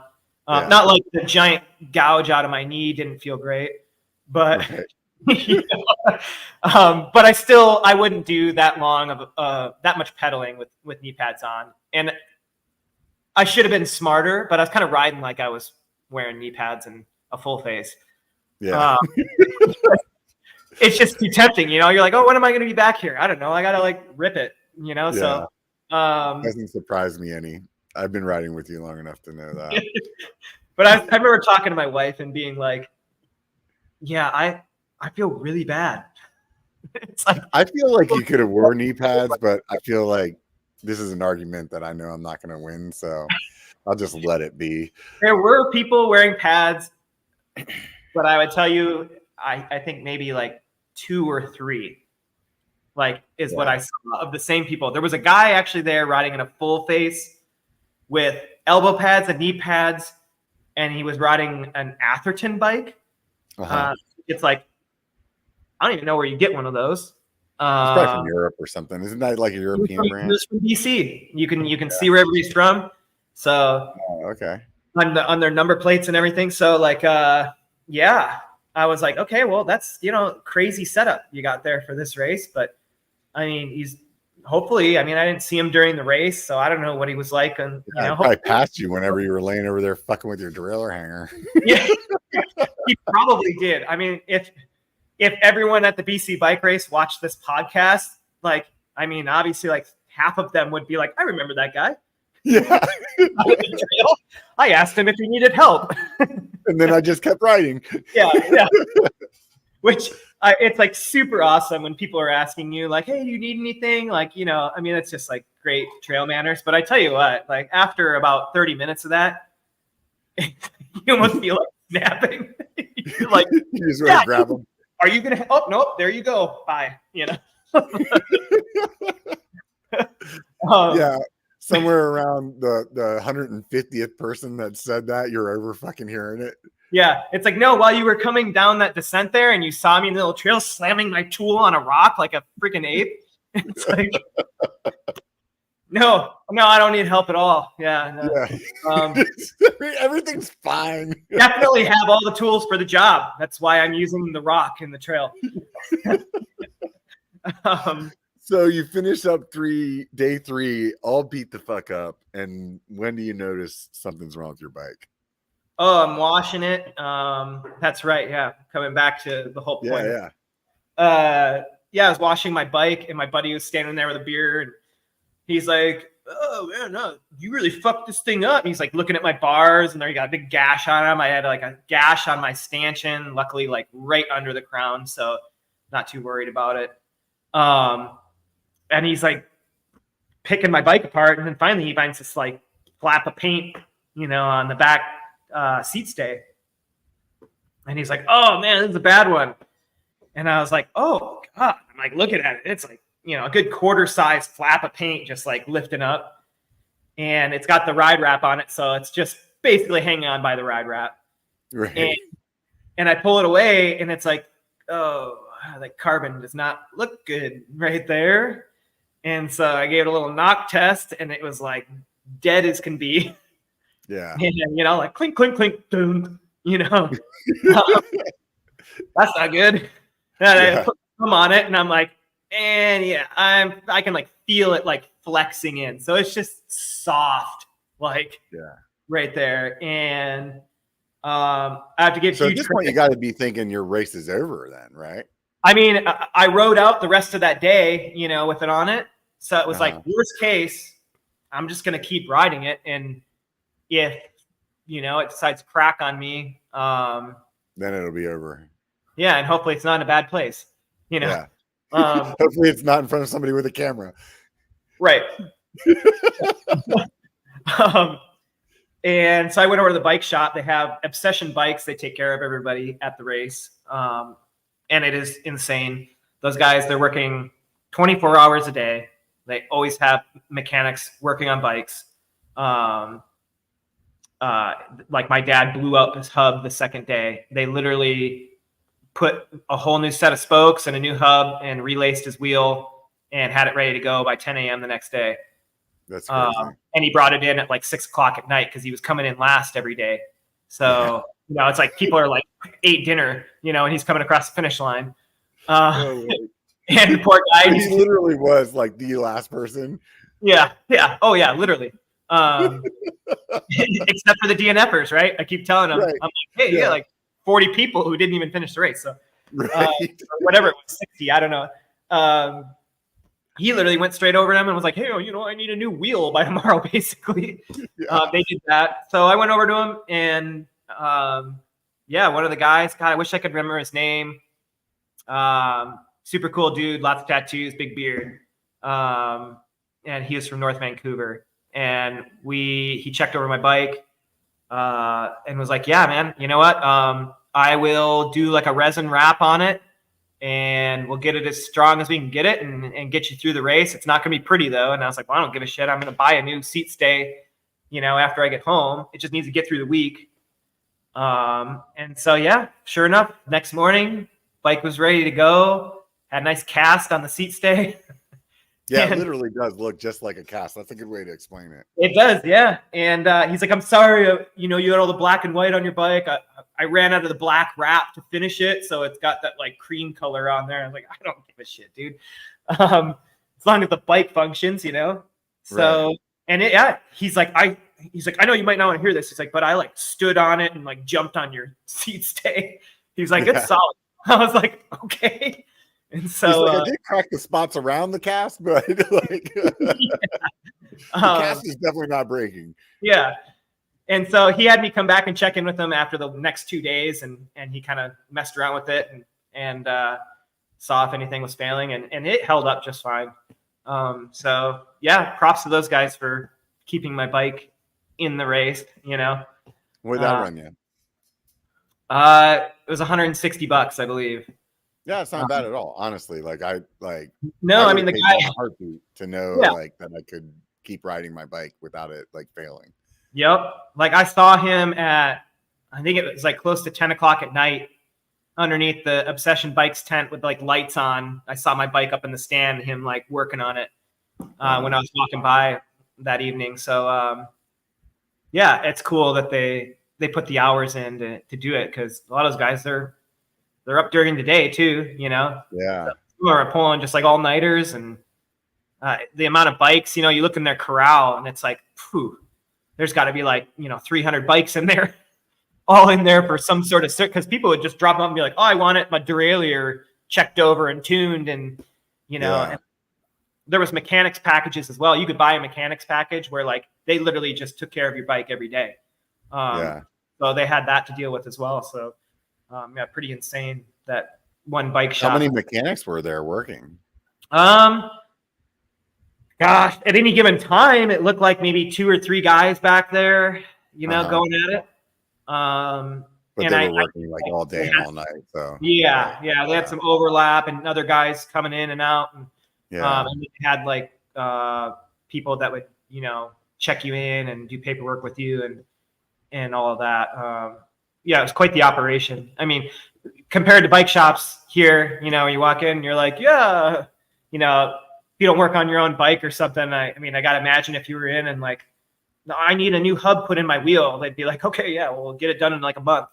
Yeah. Why don't you leave? Why don't you leave your hoop here? And you're like, but that's my only wheel. I don't want to ride my bike. I remember when I only had one mountain bike, and that was always like the reason why I like pressured me to learn how to work on more things myself, was just because like you would take it in there.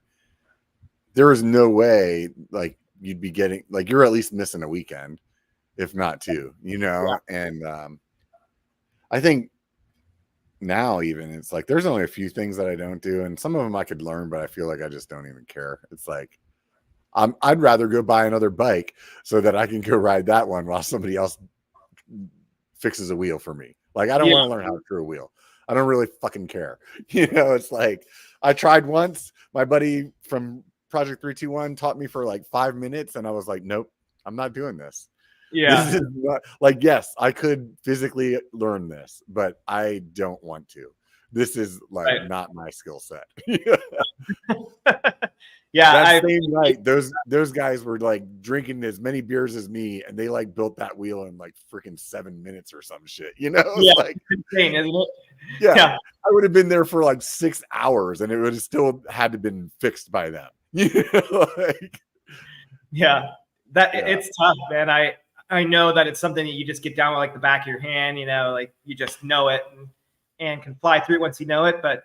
Like I relaced my rear wheel on my common saw last summer, and that was like, I got it and I got it true. And I was like, once I got it, like that first time I spun it, and it was like, oh my gosh, like it's straight. Everything's got good tension on it within the spec. And like, it was like exciting, but it took me forever. And like, there was so many times where I was like, okay, I think I just need to like tighten this spoke over here just to like a half turn, and then all of a sudden it's like, how is it possible? No, okay, go back. Right. That was not the right spoke. No, wrong spoke. Right. So what was the atmosphere like at night? Like, was like people partying and getting down, or were like some people were and some people were just like trying to get to the hospital, or it kind of looks like you're in a war camp midweek. There's a beer garden, and I would say that post race, most people would head over, have like a drink or two, and like grab some food from a food truck or something before dinner. Like if you get done with your race in like 2 hours to 3 hours, which is like putting in a good fast, day on the trail. Then you're back, and there's a lot of time before dinner. So you got time to take a shower. And by the way, bathrooms and showers are awesome. It's not like just horrible conditions or anything. It's like nice semi-trailers with nice showers and nice toilet. Air conditioning is nice. But you do that, you have a drink, and it wasn't like a big party atmosphere. They do awards. And so everybody kind of hang out and see who, did what for the day. And they give away some stuff. They gave away some forks one day, some like Fox forks, and like pads and, all sorts of gear and stuff like that. They would just pick random race numbers or have people come up and do goofy shit to try and, see if they could get it. And so it's still, it was more of like a social atmosphere where people are kind of just sharing stories from the day, trying to like wind down and relax and recover for the next day. And they have a massage tent, so like a lot of people go get massages. That was an extra fee. Do they have a package for that? You gotta pay for your massage. There's no package. I don't think there was a package for massage. But still, my dad and my brother got a massage every single day. I never opted into the massage. I know I had a Theragun. I'd just run the Theragun, over the legs and stuff. And but they had these like blow up, like kind of like beanbaggy type chair. There's air, they're all over the place. People are just hanging out in those. It wasn't until like the last night when people kind of let loose a little bit, because was there like a big party the last day or something, or? Well, you finish the last day and then you stay in camp that night. So you didn't have to ride the next day. Yeah. And there's a beer garden and food trucks. And you're like, okay, well, I'm going to have more than like 2 beers. Yeah. We just completed this thing, like, cheers, let's party a little bit. So that was definitely a fun night. And everyone's beat, during the week. I mean, like I said, it's like a war zone. There's sometimes like, it's dusk, like half the people are in bed and you're like going to the bathroom to take a whiz or something before you go to bed. And there's just people like walking around with like bandages all over them. And like, they're like limping to like the bathroom trailer and you're just looking around. It's just like hurt people everywhere.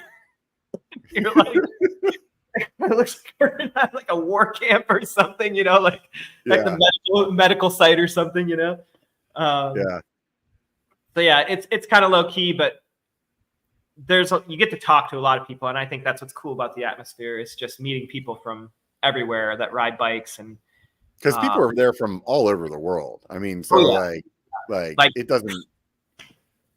It's like Guatemala and Mexico and Spain and UK and Ireland and New Zealand or Australia or what? Yeah, Australia, they're all there. Yeah. I mean, you can almost name a country and there's someone there. Russia, everywhere.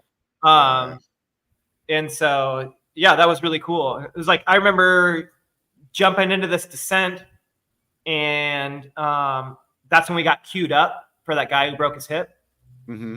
And I was like behind one girl on the queue. And she was just a tiny little thing, like had to be, I don't know, 5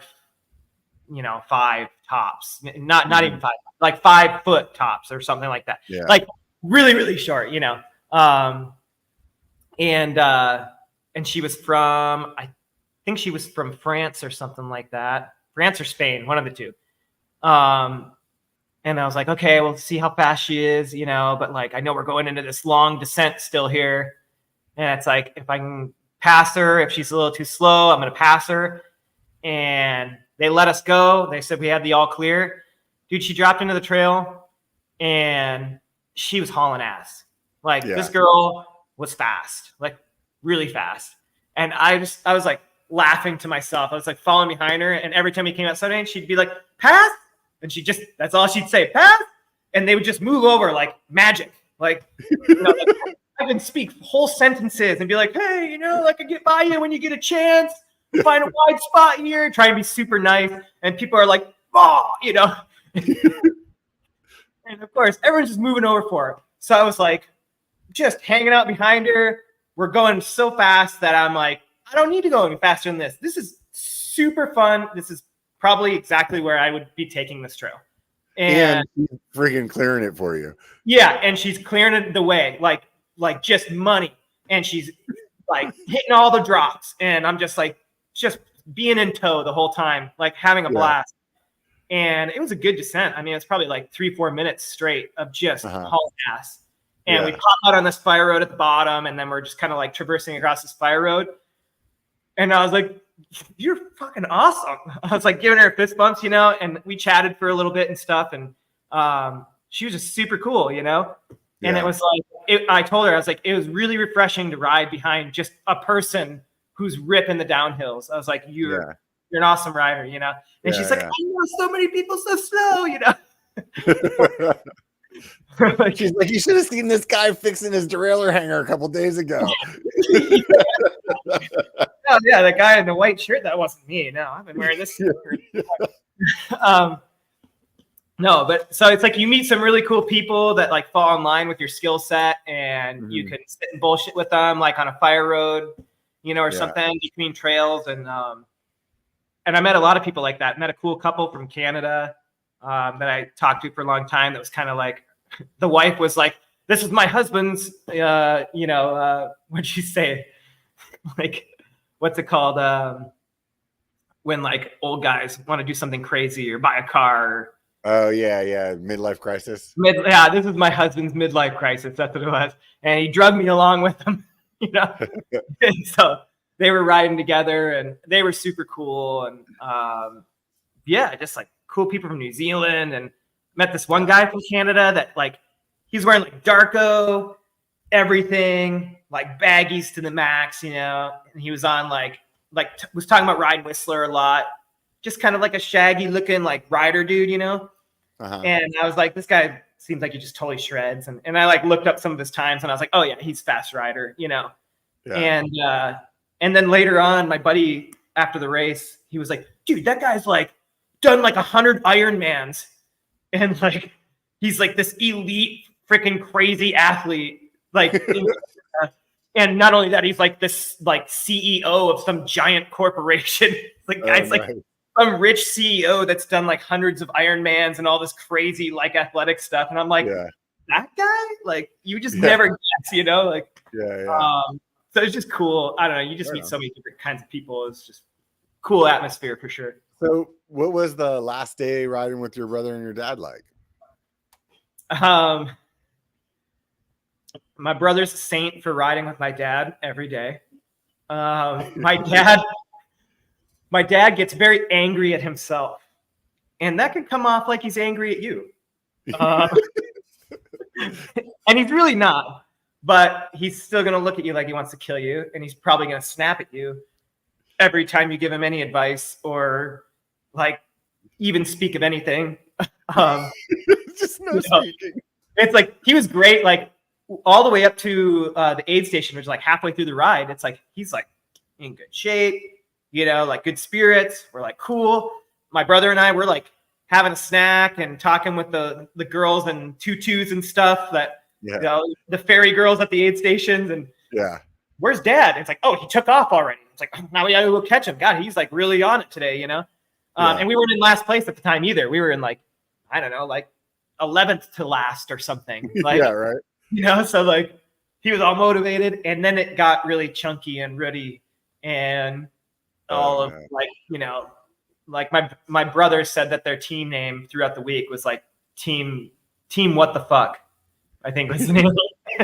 Because it was the words that were coming out of my dad's mouth like constantly, like what the fuck is this? Like, are they kidding? And so it got really bad. And he started like complaining at one point. He's like, you guys, you never take pictures when I'm riding my bike. Every time you turn around and take a picture, it's always when I'm walking. And we're like, okay. I'm like thinking in my head, like, all right, well, I'm going to get a cool picture of him, and like show him. And so it's like later on, like I come down this cool little like rock garden thing, and I stop, and I'm like, all right, I pull up my camera, and I'm like, all right, I'm going to get Jason. And my brother comes around the corner, and he's like, comes down, and I'm like, oh, nice, dude. And I'm like waiting for my dad. My dad comes down, and I see him come over the rocks, and he kind of gets offline and goes on this weird like rut that kind of tries to go around it, but it's so much worse. Field just gets eaten up in the rut, and he's like, ah. And I see him like before he's even like off his bike, he's like looks up at me like, and he puts down, and he's like, you had to take a fucking movie. So mad that I had the camera and I hit stop on the movie. And he's like, the first thing I saw when I came around the corner was you with your phone up in the air. You totally distracted me. And I'm like, well, you just told me. Like, I always take a picture when you're walking your bike. I was trying, and he just snapped right back, And my brother's like, dude, don't. Like, he's like, just go. Just start riding. I'll take care of it. And so I'm like, right. He's like, no. so sends me on my way, Yeah. And, so he he had to fight through some demons for sure, and we had to be very patient with him, but the smile on his face at the end, and him being like, oh, I wasn't trying to be I know I'm an asshole. I wasn't trying to be an asshole. We're like, it's all good, dude. We know. Like, you're 65 with 2 fake knees and you've had like 9 surgeries in the last 3 years, including one like 2 months before the race. Right. Like, we get it, plus, he was just so beat up. Like, oh. But he did it. But he did it. Yeah. So the last day was definitely, it had its moments where it was a little frustrating, but it was funny at the same time. There's some clarity in it, and especially looking back. And I got to know some of the course people, which were great people. They are the sweepers. They knew my parent or my dad, but and my brother by name. So they're like, "Oh, yeah." Wait, it's so what's funny. their name? Jason and Chris. Yeah. Yeah. So they're like, Jason and Chris still haven't come through yet. They're like, yeah. Oh, no. like the sweeper people. It's like, or like just people out on course that are like, they have like multiple team members, out on bikes throughout the course. And some of them be hanging out on like a crazy shoot or something. And they'd be like, hey, like watch your speed, and they kind of try and give you some pointers as you come into it. Mm-hmm. They all knew them. And so the last day, it's like, I'd come around a corner and I'd hear like, they'd all be like, oh yeah, woo, like when you go by. And then I'd hear in the background after I pass, oh, hey, Chris, hey, Jason. And it's like, they know exactly who they are. So, it was cool. It was still fun. And it like changed my overall, like right back down to, I think, where it was after the mechanical day. Yeah. But at that point you knew like where you were at. I mean, so like, the day before you were at, you said like 180 or something like that. So like you were in the top third, which you were hoping for. And I mean, at that point you weren't going to like jump to like the top freaking 100 or something. So generally speaking, you did what you did. And I'm sure it was like probably a better experience to at least spend that day with your brother and your dad than it was to like gain another 15 spots on the ranking or something. Absolutely. Yeah. It was priceless crossing the finish line with those two. My brother Jason is actually the one who got me into mountain biking. So he's the one who first told me like, you should get a fat bike. And like here we are both now, like way far past that whole side. And so many years down the road, pretty cool. And for my dad to still be able to do this after so many years, really cool to see him be able to finish and get a goal, And cool. Like you said, it's like I knew where I was. So, I'd love to do it again, honestly. That was my next question. So like, would you do it again? Yeah. I know like I'd seen like Brian Kennedy did it before. I think Eric from BCPOV did it before. Yeah. I remember both of them being like, I probably wouldn't do it again. But I you got to have a special quirk about you. Yeah. To want to do something like that for sure. And I think it would be super fun to go do it again, not only because of how well it's put together and looking back, it's like you really do. They call it the best week on a bike, and you're like, yeah, okay. I mean, I've had some pretty good weeks on a bike, like it is right there. I mean, you do ride a lot of like really, really good trail over the course of a week, and it is an incredible memory for sure, and just overall experience. And like I said, the logistics are so honed in at this point that they really do it well. There's not really nothing to complain about, So to be able to like put in some hard training again and go back with maybe a slightly different bike setup and like a little bit more strength. What would you do differently on your bike? First, get a different bike with a better derailleur hanger. Something UDH so that I can use the transmission so that I don't have to think about a hanger. Yeah.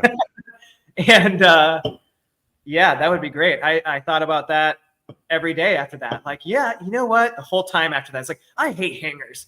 Like, why do we have this dangly piece of metal that's got to hold onto our derailleur? Like, we should have been bolting it straight to the frame from the beginning. Like, yeah. I would probably do something even a little bit lighter of a build bike. I think that if you don't have like a lot of experience with steep techie stuff and climbing a lot of tech, and mainly on the downhill side of things, I would say, like, if you're not super experienced there, then like don't show up there with like a really short travel dainty, like 23 pound 22 pound XC bike. Like, right. you're asking for it, Yeah. And like, go there with your 150 mil bike, I mean, I rode my Genius. I know not everybody knows what I ride, so I rode a Scott Genius. It's 150 front and rear, but it has the twin lock system with that proprietary shock in the rear. So I can effectively kind of change the travel to about 130 with one click and like 110 with two clicks. Mm-hmm. So when that thing is fully locked out, like it feels almost like a hardtail. Like, so fire road climbs and stuff, with the right tires and light wheels, it's a pretty light build. It's a 27 pound bike, fully built out. I felt like that bike climbed really well. Was just a really efficient pedaler. I rode with it in the 130 setting a lot. Yeah. And I opened it. It was nice to open it up to 150 for those really techie descents.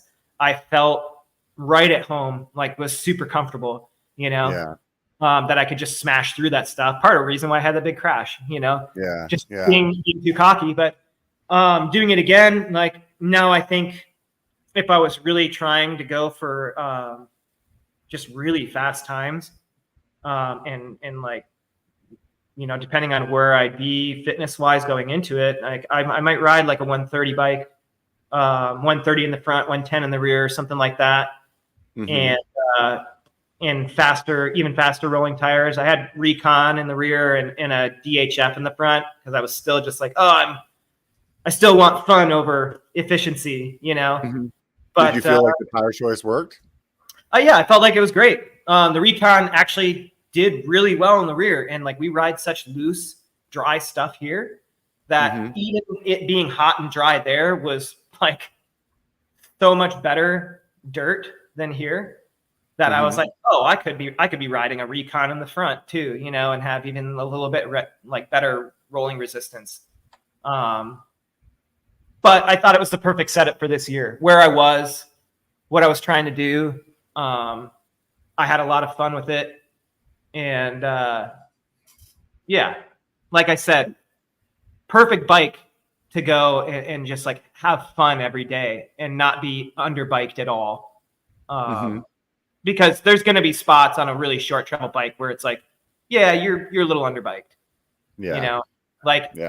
Even watching some of the clips of the pros, like, and I see their times on Strava and stuff like that on the downhills, they're fast, but it's like they're getting like rocked a little bit on some of that stuff to get those times, and it's like, and if you don't have the strength to like push at that speed on that short of a travel bike in that kind of stuff, then you shouldn't even, it's like, why even ride that short of a travel bike, There was guys there. I met a guy from Mexico who was riding an Enduro, specializing. So 170 front and rear, And he was like, I don't care. He's like, I just want to be safe on the downhills. And I was like, okay, man, like, more power to you. Yeah. I mean, everybody could do whatever. I mean, so like, not everybody there is trying to compete, Right. And some people are just trying to make it through, like Exactly. Chris and what's it, Jeff? Jason. Yeah. So what's your biggest takeaway from it? Like when you look back on it, what's the thing that you like remember the most?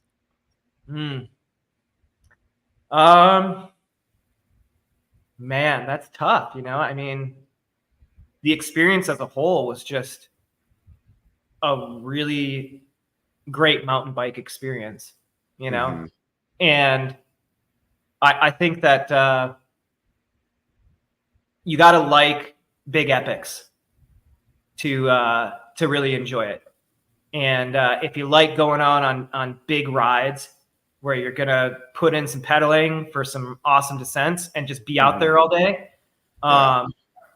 then it might be something that someone would be really interested in. And I think that was my biggest takeaway. It was kind of right up my alley, because I kind of have a love for just being out on the bike for the day. Like, oh, I got this big route planned, like pack up the pack and like get out there and just go find some cool stuff. And so I really enjoyed that part of it. And yeah, I think you and I've had this conversation before about, we both just like destroying ourselves. Yeah. And you got to do that for 7 days in a row on a bike with good people. So like, I can imagine. I mean, to me, like, I feel most fulfilled on those days. Like when we climbed Downeyville, it was like, dude, we destroyed the shit out of ourselves that day. Right. I mean, I don't remember if it was in the edit or not, but I was like so freaking destroyed at the end of that. It was like, I didn't even want to drink beer. I was like, fuck this place, dude. Let's get out of here. And it's crazy too, because it's like, this adds that element where it's like,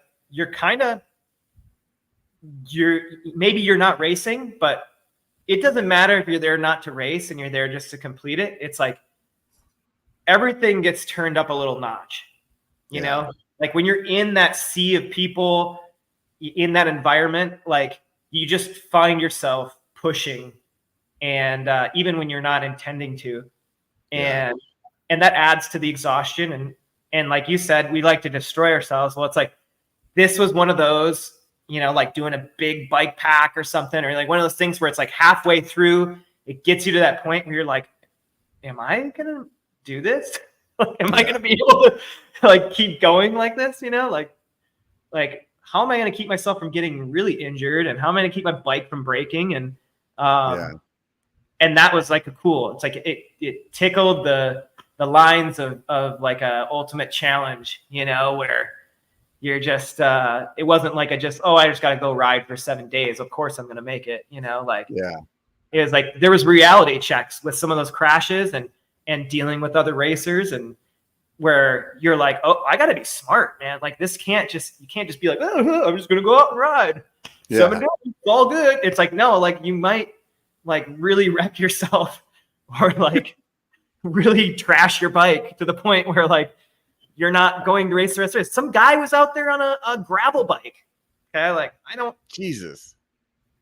A lot of people were like, okay, like I get you're trying to be like the cool guy that showed up on a gravel bike, but like nobody thinks that's smart. and that double black diamond that I crashed on, he crashed real hard. Supposedly like just about ripped his dick off. Like on his saddle. Oh, that sounds fabulous. I mean, we saw him like not racing the next day, and someone was telling me like, oh yeah, like, there's rumors going around all camp, 600 people there. Everybody knows about the guy on the gravel bike that just about ripped his dick off, like, and it's probably not even what happened. He probably like bruised his thigh or something. And was like, well, if he DNF'd, Chris beat him. Yeah. And it's like, the cool thing is like, and like people should know too, like if you, are messed up and can't ride a day, like it's not like they're like, nope, you don't get to ride the rest of the week. Like this still let you ride, and you can ride the rest of the week and everything, but you are gonna show up as a DNF in the stats. So and if you don't care about that, then I guess who cares?